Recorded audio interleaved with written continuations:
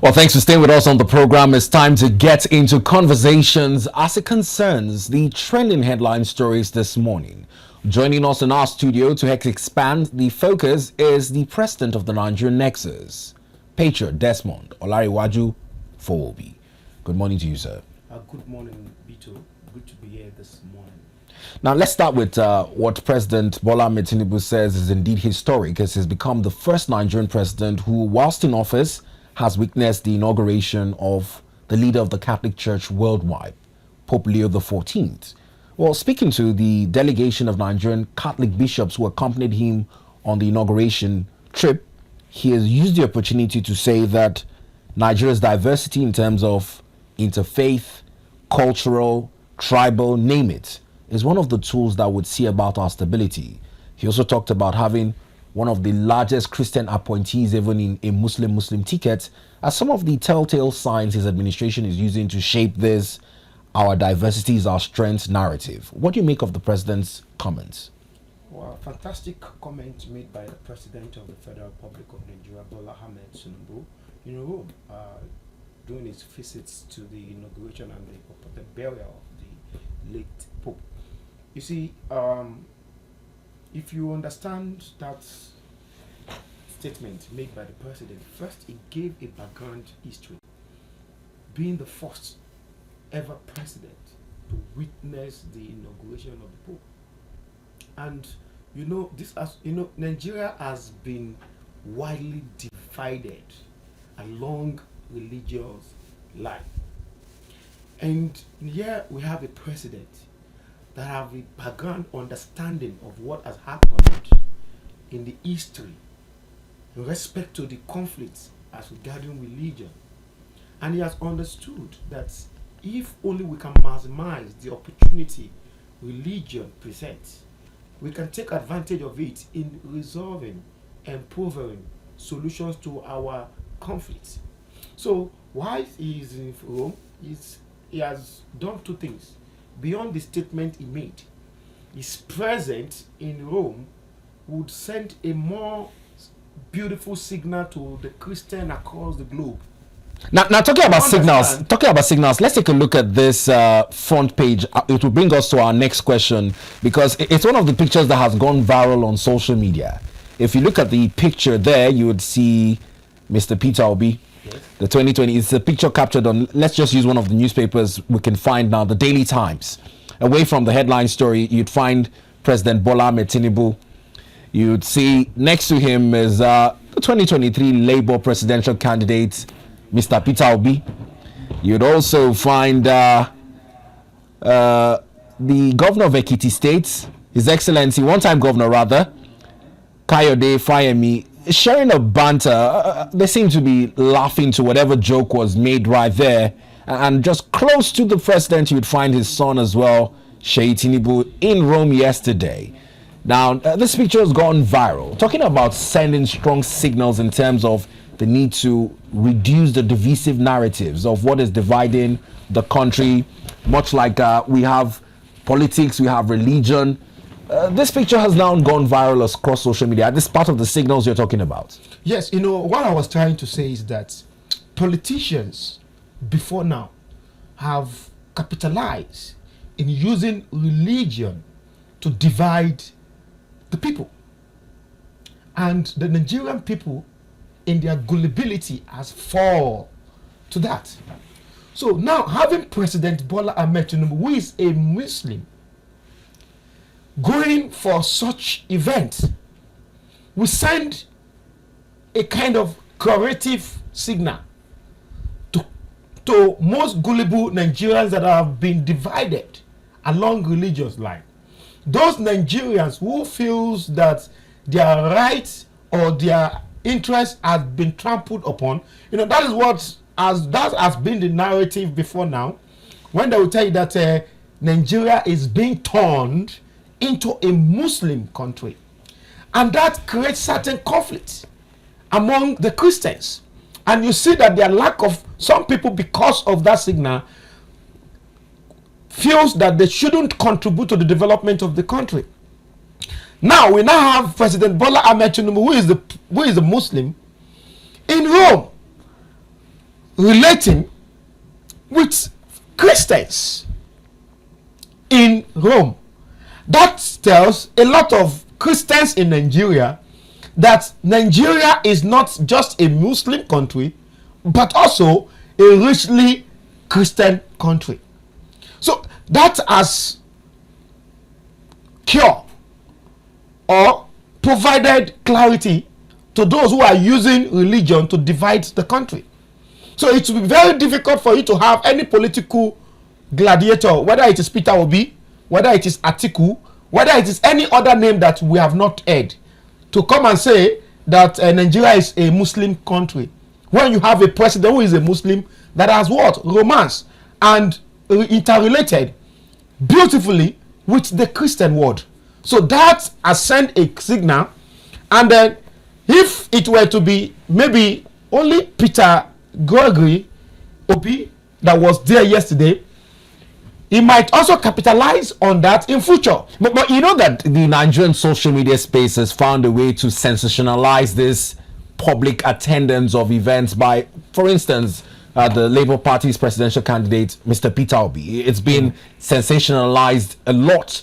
And you see reasons why both of them meeting at the Vatican yesterday seem to dispel any room for persons who have sensationalized this to be able to draw anything to say from it. Of course. You see, there will still be a lot of interpretation to what has happened in the Vatican City, the headquarters of Catholic, yesterday. There will still be a lot of meaning. But the point is this. You can see the conversation between the president and the Pope, as well as the greetings, the exchanges of pleasantry between the president of the Federal Republic of Nigeria and Peter Obi. What does that tell you? It tells you that our democracy or our understanding of leadership governance is advancing, is growing. We are improving on that. So it is now left for the rest of the Nigerian people to borrow leave from that, to take or to borrow leave from what has happened in Vatican City yesterday. There is no enemy when it comes to politics. There is no political enemy forever. It is only interest that defies these people. It is only when Nigerians understood this, it will also help to improve their contribution and the role they play when participating in politics. Now let's move on to another shocking report this morning. Captured on one of the dailies as a report that Nigeria has recorded the highest ever number of kidnappings, killings, and human rights violation in a year. Is according to data provided by the Nigerian Human Rights Commission. 261,000 complaints about humans having their rights violated. The alarming number of kidnappings, most sadly pronounced by the death of an Ondo APC ward chairman, even after his abductors received 5 million naira in ransom. It's with the call from many Nigerians that we need a national action to halt these increasing trends of human rights violation, kidnappings, and extrajudicial killings. Well, let me relate this our problem to lack of seriousness and sincerity by the leadership of this country. Because if you look at it carefully, we've talked about censor. You see, it would be very difficult to provide governance to unaccounted citizens. We've talked about ungoverned spaces. We've talked about ungoverned areas. We've talked about places in this country that is like a horn when it comes to violence conflict in Nigeria. And yet, a lot of presidents have come and gone, and there is none of them that see the need to respond to some of these concerns that has to do with population. You cannot govern the people you do not know. And when we talk about census, we are not just talking about counting people. It's not just about counting the Nigerian people or the people living in Nigeria. No, we are talking about having a better understanding about even the statistics of the people living in Nigeria and the people that are Nigerian descent. One, how many of Nigerians are gainfully employed? What is the actual strength of the working force of Nigeria. Unemployed youth in Nigeria, employed youth in Nigeria, governed and ungoverned spaces in Nigeria, places that poses national threats to Nigeria. Those are the things that you captured in census. It is when you have a better understanding of the people you are governing that will give you a sense and a clear direction to providing your governance in a way that it provides solution to the problems you have identified. Now, there is a strategy the military, as the Nigerian security architectures or the security agents have not actually been focusing on, and that is the fencing approach. First of all, if we do not have enough men to provide security to the territory, we can now look at the areas that is largely secured or largely protected and ensure that we provide accommodations, we provide the standard of living to attract people. Now, the other areas that is not protected yet can be fenced off to draw a line and to bombard that area in terms of onslaught, in terms of providing, in terms of the assaults in fighting the criminals that are in that area. You know, there is a way the military can solve the problem of insecurity in Nigeria by approaching fencing approach. First of all, this is, do you know that it is not everywhere? Even when you talk about Gaza, you talk about Ukraine. Even during the height of the war, it's not everywhere that these offenders or these assaults can reach. There are some places that have been fenced, protected, and secured. Why not use that approach to secure our city one after the other? For over how many years we've been talking about insecurity, and even the security agencies have lost idea on how to secure Nigeria. Why not try a new thing? If truly Nigerian government is trying its best. You know, listening to you, I almost remembered when Donald Trump was all about the need to build a mighty wall with a fence to demarcate Mexico from the United States. But now, when it comes to issues as it pertains to social justice, with the Human Rights Commission having received these complaints over 261,000, is there any approach towards conflict resolution to provide social justice to Nigerians who feel like their rights have been infringed upon? I studied peace and conflict resolution, and I tell you that this is the country that I've seen that has not prioritized conflict resolution, alternative dispute resolution, regard as against these court cases and all that. You see, in other climes, you find out that most people appreciate the role of ADR in resolving conflict, and the system provides the necessary enabler for the citizens to enjoy ADR. But in this part of the world, we don't even promote such concept. Such concept is only known among arbitrators, those who are doing business. And among the citizens, how many traditional ruler has been trained on ADR? How many youth leaders have been trained on ADR? How many community leaders have been trained on ADR? A country that wants to prioritize the peace and the stability and the protection of property of the people will focus on long-time solution to problems, not this fire brigade approach that we have always have.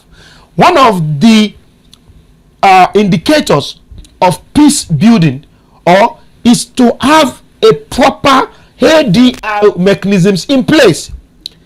That is one of the long-time process of building peace, which has to do with the education pattern, the kind of education you're giving to the people, the kind of skills set you are giving to your young people.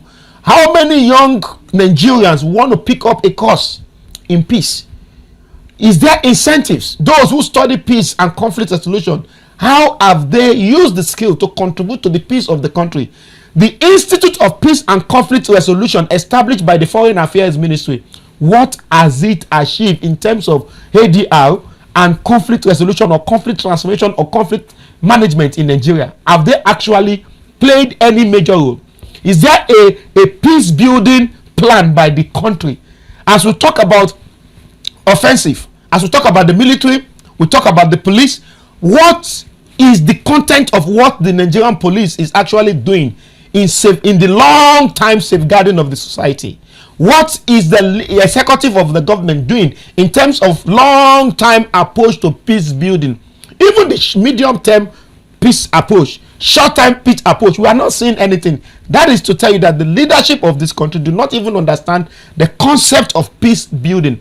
I think one of the costs that the Institute of Peace and Conflict Resolution needs to put in place right now for the executives, either from the local government, the governors, or even some sensitive positions in the presidency, is about peace, long time peace building.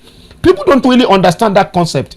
Even the type of policies the president and the presidency, the governors, the chairmen are putting in place, do they factor in that concept of peace building?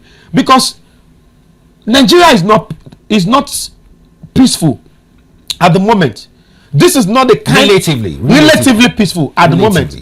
You see, to the rest of the world, thank God that this administration has tried intensify effort to campaign that Nigeria is actually peaceful, which is a good one. But this is what I describe as burial ground peace.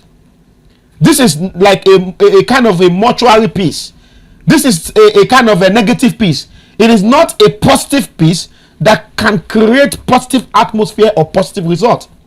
You see, for you to achieve the ideal peace we want in a society, the leadership of this country must understand the role of conflict management, conflict transformation, and conflict resolution, and the importance of equipping our citizens with the skills needed, the ADR skills needed. I'm happy that before now, peace studies as a course is not in our curriculum. About 10 years ago, it finds its way into the curriculum. But what has the Ministry of Education, what has the National University Commission, what have Nigeria University Commission done in trying to create National Productivity Center? What have they done? The Ministry of Labor and Productivity, what have they done in incorporating these skills in our daily life in order to add value to the living standard of the people? How many young people knows the importance of ADL?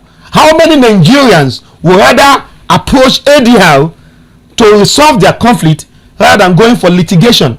And if ADL is encouraged, that means at the end of the day, conflict will be transformed, conflict will be resolved, there will be what they call peace in the land. Now, this issue of violation of human rights is rampant simply because the people of Nigeria do not understand the importance of peace management. Like I always say, peace is a substance. Conflict is also what? A substance, and they are inherent in every society. You cannot take the case of conflict away, no matter the skills, no matter. But one thing that helps you to resolve conflict in every society is your approach in terms of the management of this conflict. When you do not put in place opportunity or the enabler for people to go to alternative dispute resolution chamber to resolve their how many ADL centers do you have in Nigeria? Now, in moving on to another pressing issue, it's now beyond violations. It is now the resurgence of Boko Haram, bandits, and gunmen. Kebbi and Benue states have now become hot spots. Governor Zulum was also begging the federal government to intervene so that Mate does not fall. It's with the question of the need for a national security summit, because that's the conversation and dialogue taking place around the National Assembly space. But the challenge is, much like the need for ADR centers, would a national security summit be the most practical way of addressing the resurgent bandit attacks that is now leaving over scores of farmers and traders dead week after week? Thank you for this. Insecurity is one of the major cause of poverty. If your land is not secure, if people do not have assurances of safety, they don't put in their money, they don't invest there. And what I want you to understand is that insecurity has really thrived in Nigeria for over how many years now, to the extent that a lot of people are now in the business. It's now a thriving business for some people. Some people, insecurity is where they make their daily means. Some people create conflict just because they want to make money. Most of the conflict we have seen in this country, they are not natural. Some are pre-planned, some are created by means of gaining substance or gaining interest or benefiting from the process at the end of the day. And that is why I need the national intelligence of this country to get to work. If there is a proper synergy between our security agencies, our agents, the traditional rulers, the people of this country, the aboriginals, I tell you, this issue of insecurity would have been brought to a barest minimum level. Take the issue of Bono, for example. For so many years, we've been talking about insecurity in Bono, despite so many efforts from local, governmental organization, government organization, non-governmental organization, international organizations have been on ground to resolve the issue. But the question I'm asking is that what is the population of... When you talk about this international support, just to bring your mind back to some of the controversies that came with reports from some parts of the state then, that there was some funding under the guise of AIDS that was fueling this insurgency. We saw the counter report from the federal government. But then again, it's how do these persons, because I know you've seen some of the videos on TikTok and social media where those bandits have RPGs and sophisticated weaponry and also have the guts to make videos and post them online, more or less daring the federal government to do its worst. How do we adjudge real commitment to stemming the tide of insecurity when it looks as though these persons have strong financial support from wherever they're getting it and the confidence to also display this armory on social media? First of all, the right questions you should ask yourself. There are numerous entries into this country: land, water, and air. And when you talk about the air, you have to use the aircraft, you get to the airports before you can move in. If you're using the water, you have to go to our waterways, to the Navy, and get into our ports to bring anything or to bring any human being to this country. And if you talk about road, you have our entry and exit point into this country, which is manned by the custom and immigration. How did this sophisticated armory find their way into our country? That is an indicator that Nigeria is slipping into a failed system, a failed government. Some people are responsible for it. These ammunitions are not produced in Nigeria. All this ammunition that is being used for persecuting violence, assault against the Nigerian people and against the Nigerian army, are brought into this country by some people and from a particular place, from a particular country. And when you study this ammunition, you will know the address of where it is coming from. As our federal government not done enough research or do not have the forensic technology to know where these sophisticated weapons is coming from, that is one. Because that would actually help the country to know who is funding insecurity in Nigeria.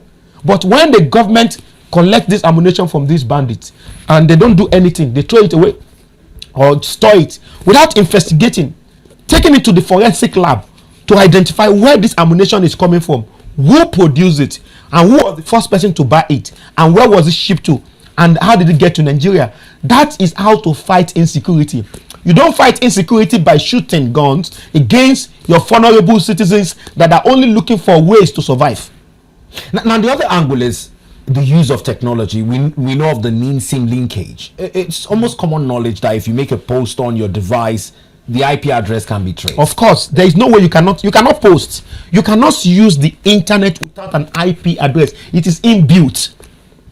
It is inbuilt. You cannot get to ADBN. You cannot get to ADBN studio without being in Gusape or Asokoro environment. That is how it is for every human being with technology. And these guys post videos every day. There is no way they can use a counter technology to prevent the process of identifying the IP.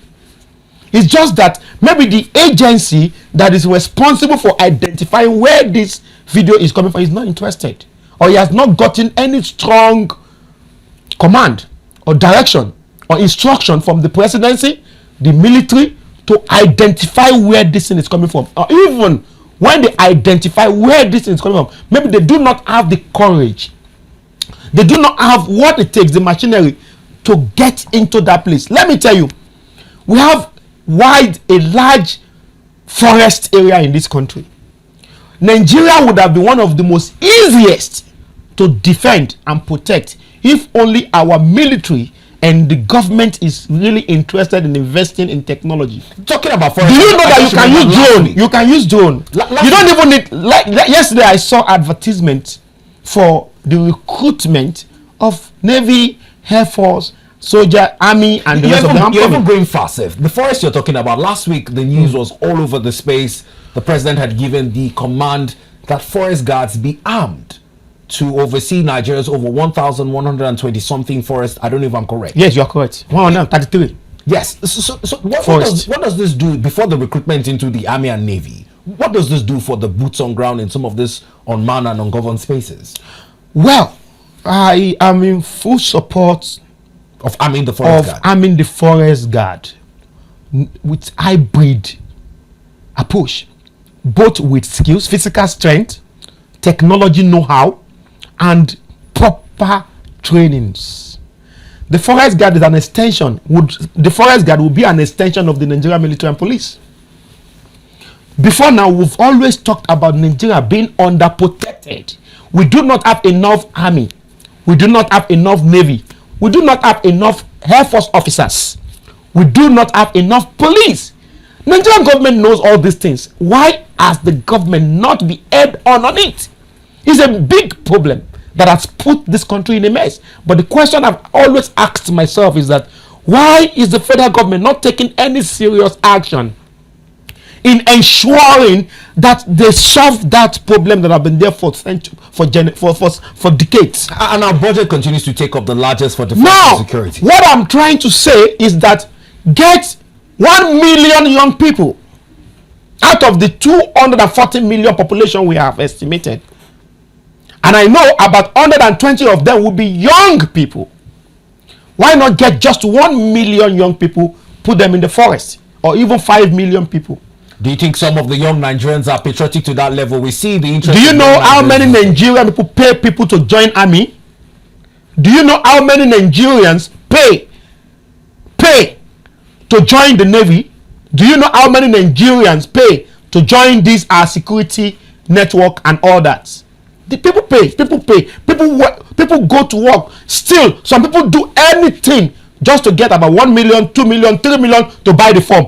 Now, what I'm saying is that, and let me even tell you, most of the people who eventually get this job are not the people who have the passion, who have the enthusiasm, who have the courage to actually prosecute this conflict, violent conflict against the Nigerian people by these insurgent groups, this terrorist group in the country.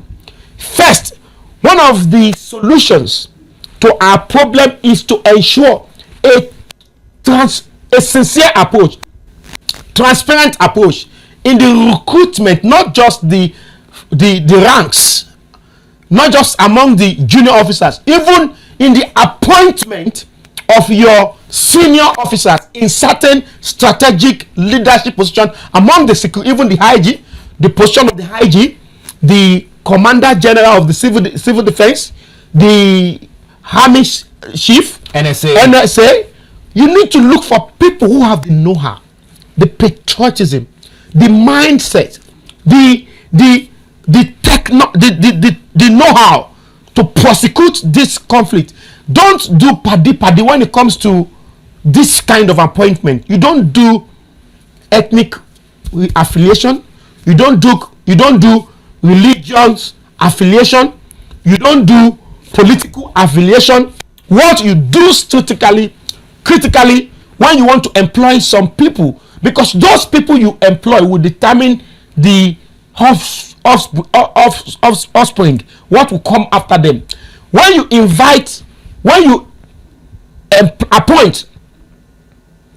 appoint somebody that is very much passionate about the security of this country, he will not take money. He will not encourage people taking money for what? Job racketeering. He will not encourage that in the system. Now, let me tell you, there are a lot of young people. I'm a patriotic Nigerian. I know that there are a lot of young people who love this country. There are a lot of people who have not benefited anything from Nigeria, but they are ready to give their life to this country. I'm not capping. There are a lot of people who are ready to just get that uniform and get into work. When you provide the right enabler, you provide the basic amenities and the right insurance for them.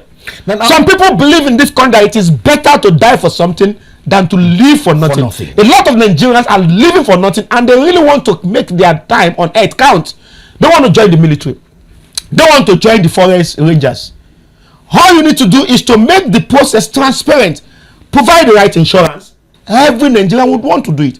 When you provide the right insurance, they know that whatever happens to them, their children, their family would be compensated at the end of the day. And let me tell you, if it is not even about what is going to happen, imagine if the Boko Haram, if the ISWAP of Nigeria and all the bandits in Nigeria knows that federal government is going to do the unimaginable by employing about 5 million people to secure everywhere, not just the forest, to secure the country and to use technology to prosecute the conflict against all this insurgency. Do you know what will happen? Even before you start the process, a lot of people will repent naturally without convincing them, because there is no way you can hide. The reason why these people always have the faith to prosecute a conflict and run into the forest and hide is because they know that Nigeria does not have the manpower to come after them. Now let me ask you, I don't know if you've seen the viral video over the weekend. Lagos State government released a statement this morning saying it's going to probe the report that a massive wave of youths from Katsina went to Lagos to seek employment for Dangote refinery. Some Lagosians accosted them and began making videos saying, who are these persons, where are they coming from? A few of them that cared to respond said that they are here to seek employment from Dangote refinery, and by face value, some of those persons are not petrochemists who have the know-how to work in one of the largest single train refineries, and I don't know if there are menial jobs to accommodate that population. But we've seen droves of these movements from part of some regions of the country. I don't want to be too specific, to other regions of the country that have raised alarm amongst residents of those parts of the country. I don't know what you make of this. It is also a security threat for people to move. You see, why in Nigeria you can move from one state to another state? Because Nigeria is a united country that is governed by law. Why that is constitutional right for anybody to move from one place to the other? It is illegal for you to move when you don't have accommodation where you are going to. You don't have where you want to go and stay. You don't have appointment letter to move there. You are just moving from either Lagos to Kano in pursuit of your survival or job. It is wrong, because by the time you get to Kano, you are going to constitute security threats to the people there. And you're a peace study student. It's also a manifestation of conflict when you see that mass migration. Of course, that is why it is illegal. See, if you move, the Nigerian Our constitution needs to, there are certain clauses, there is certain ambiguity in our constitution that needs to be amended. If we are, because peace building is not something you achieve in one day. Peace building simply means that you look at the current reality and then you identify all the loopholes, all the challenges, all the conflict threats, all potential conflicts, threat that has not yet manifested. Then you now draw a map, a road map, which can last for some time, 50 years, 40 years, 30 years, to curb all those potential threats that can create conflict in future, and you put in people to start preparing for them. That is not in Nigeria. The reason why we have continued to move from one conflict to another conflict to another conflict to another conflict is simply because as a nation we've not actually draw that plan, that roadmap for a peaceful and a sustainable Nigeria. Under normal circumstances, how do people move from Lagos to Kano, from Katsina to Lagos, from Zamfara to Lagos, from Anambra to Abuja without any hope of what they are going to do in Abuja? By the time they get into Abuja, do you know where most of them will stay? Most of them will be exposed to become prostitutes. Some will become touts. They will be sleeping under bridges. And when you sleep without, you lose hope. When you sleep in a place that is not supposed to be for a human being, because you are under the bridge, it will take the grace of God for you not to use drugs, for you not to join armed robbery gang, for you not to become a tout or even a cultist. Because the idle mind is the devil workshop. It is dangerous for any government in Nigeria to allow mass movement of young people into their neighborhood, into their environment, without appointment letter or a shelter, unless if there is a transit camp in Lagos where these people can stay for the security of the people of Lagosian.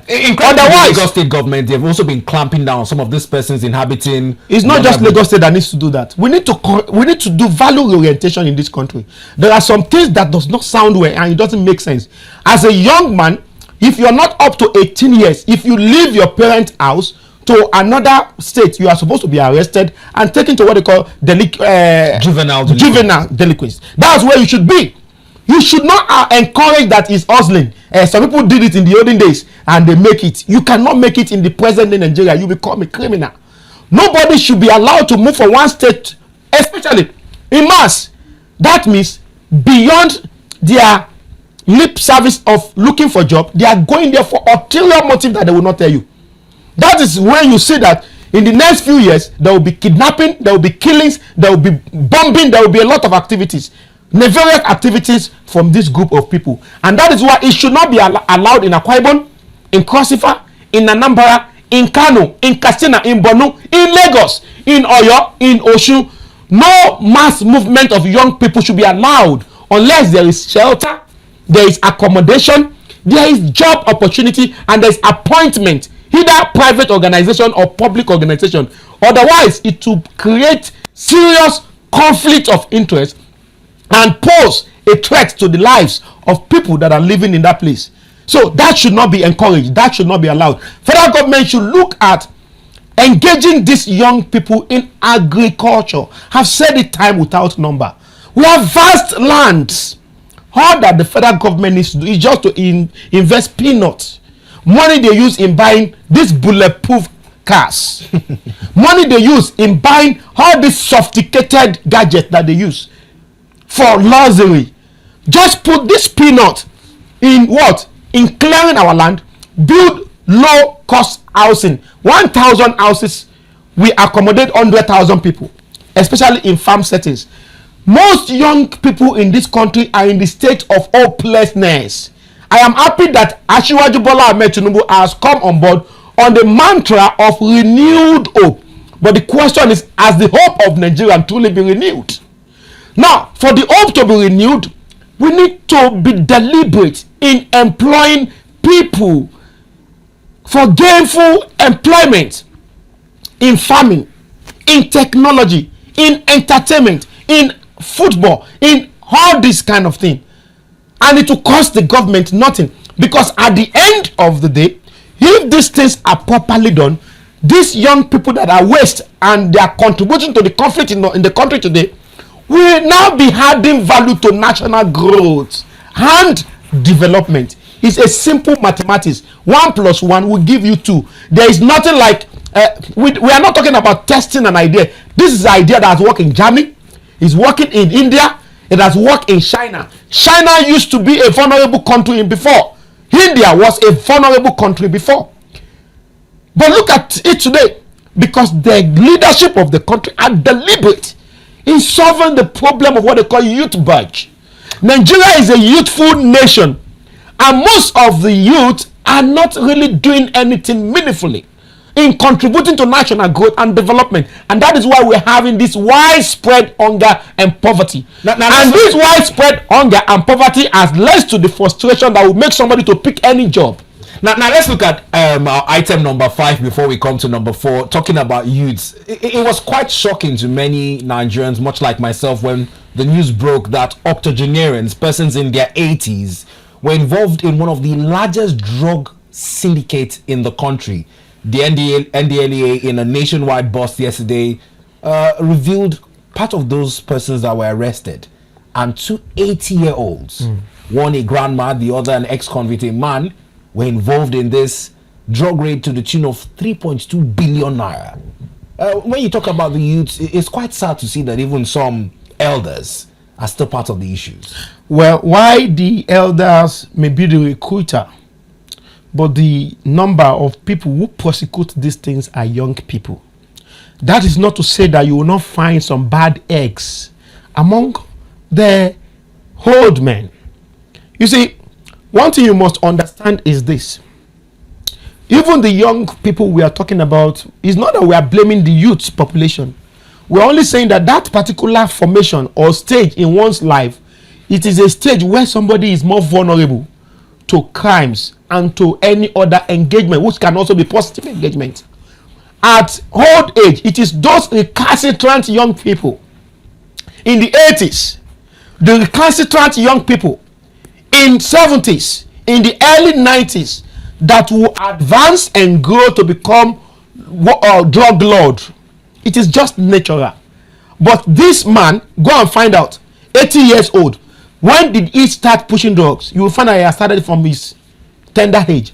Go and check the history of an old man who is 80, who is 75, 72, that is still involved in nefarious drug activity. Go and check his history 34 years ago. You find out that he has been a kingpin. He has been there. He is a recalcitrant criminal when it comes to this. So it is not about pointing accusing figure or just alleging the young people. What I'm only saying is that that youthful population is the most vulnerable population, because that is the age in one's life that you're in search of your life. You're trying to define who you are.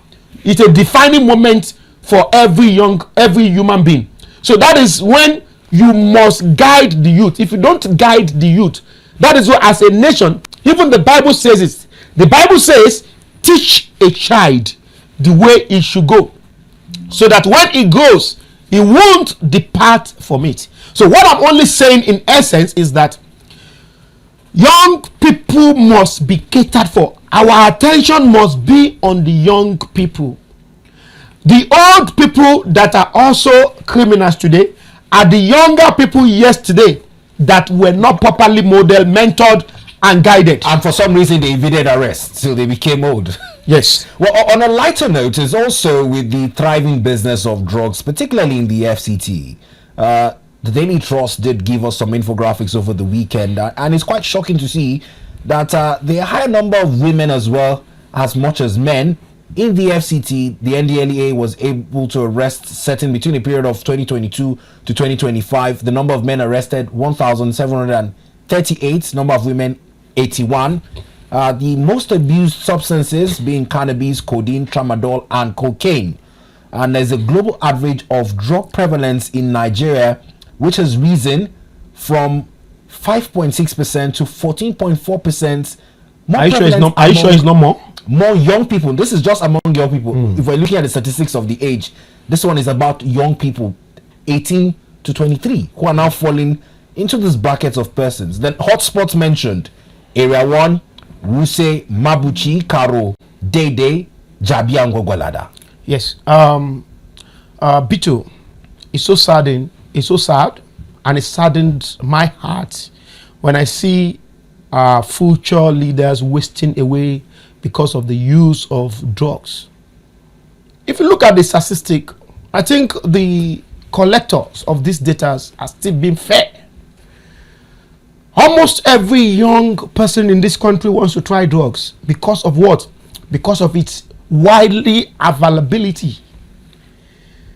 If you go to some areas in Wuse today, so I don't blame the young people, like I tell you. I blame the system. The system allows it. Yes, we have NDLEA that is saddled with responsibility of what? Of trying to curtail illicit use of drugs. But are they really working? When I travel by road from Lagos to Abuja, you will find more than 100 location spots where you will see wide number of NDLEA staff trying to check the vehicles.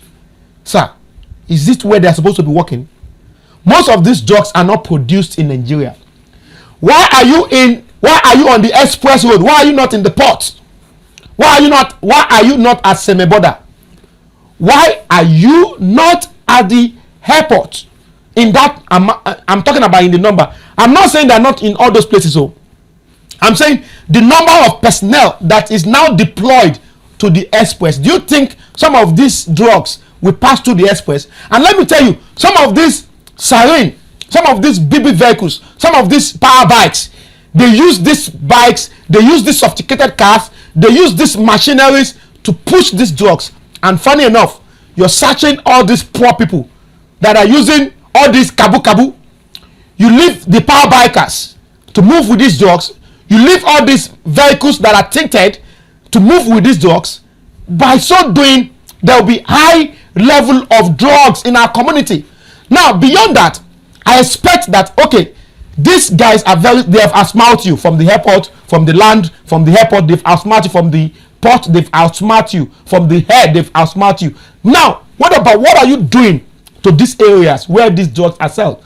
If you go to Mabuchi in Abuja today, if you go to a place called Bandits, these young people sell drugs even on the streets. What is NDLEA doing?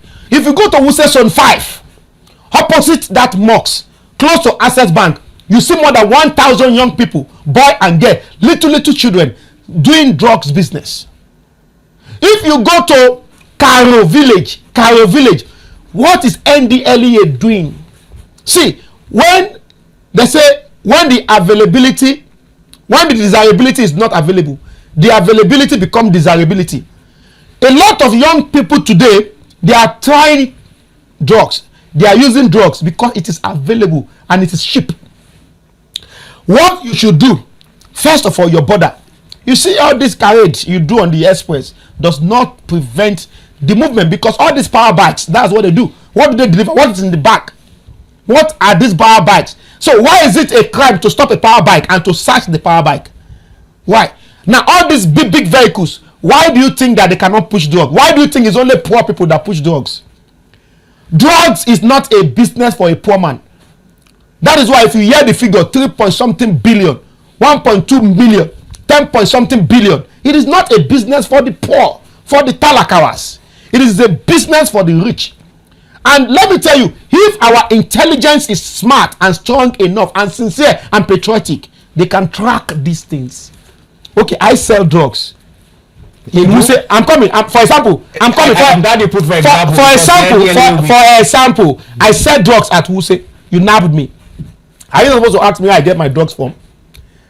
Now, if, for example, the person who said to me is one Bito in Lagos, I'm coming. I'll call. I'll tell you that this is the person who said, use what? You track that person. You don't just arrest people for the sake of getting money from them and releasing them back to the society. Without tracing their supply line. Without even the supply. You can trace it to US. That is where you fight. That is a long time. There's a short time. The short time, when we talk about peace building, the beauty of this thing is that most Nigerians need to go and study peace. In short, peace studies should be a 1-year compulsory course for all Nigerian students, whether you're in science department, art department, commercial department, or arts. The reason is because you have a better understanding on how to govern the society. Because when you arrest, that is a short time. When you investigate, that is what? That is a medium time. And then when you stop the production, that is a long time solution to this problem. You don't just arrest and leave them. They will still find their way to get this done. Now, in closing, we just have little less than 3 minutes. The need for regulations cannot be under or overemphasized. And we see the FCCPC in its bid to ensure some level of regulation, issue fines to certain multinationals that have infringed. Quite recently, it was the fine to Meta. Meta threatened that they will exit the country. Now, the argument now by Organised Private Sector is that they have called some of these fines by the FCCPC frivolous. And they say that its impact would either see more multinationals exit the country or it would hit our projected revenue. How do we balance this regulation, especially in the need to comply and do what is ethically right and ensure that Nigeria is not taken as a dumping ground by some of this multinational company for either substandard products or a breach of data privacy? Thank you, Bito, for this. You see, I tell you, Nigeria is the only country where some organizations treat our law with levity. Nigeria is the only country where people can do whatever they like with the hope and the feelings that nothing is going to happen. And in most cases, Bito, nothing actually happened. We need to correct this. We are an independent, sovereign nation. No multinationals should threaten us. If you want to exit Nigeria because the Nigerian government is trying to set a standard that will create a sustainable growth and development, please, if you want to leave, leave. And that is a clarion call to Nigerian bourgeoisies. Let's take over their business. Let's invest in our country. But being practical, especially when it comes to Meta, a lot of businesses rely on WhatsApp, the likes of. I don't Please, want to give their. let me tell you, there are. Do you think Nigerians should build their own now? Nigerians have technology that surpass Meta, but it is not domiciled. It is not encouraged, and the government does not support it. I know of Korea that is to replace Twitter. I know about so many other applications built, and they are working in their real sense that is supposed to replace Facebook and WhatsApp, but it's not being patronized by Nigeria. You know why? Because the Nigerian elites, the Nigerian gladiators, the Nigerian people prefer to give Meta their data than to give it to a Nigerian because they do not trust the Nigerian. And if you don't trust Nigeria, you cannot grow Nigeria. Nigeria is our country. There is no technology you're looking for. So if I understand you correctly, as we close, you're charging the federal government to implement their Nigerian first policy by adopting this. That is it. Nigerian government must find a way to encourage this local tech. They found a way in this Nigerian first policy, but can they? See, we have been talking about this in local content.